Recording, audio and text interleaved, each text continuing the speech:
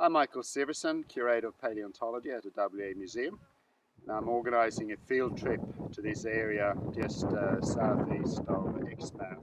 And this whole area used to be covered by the sea 100 million years ago.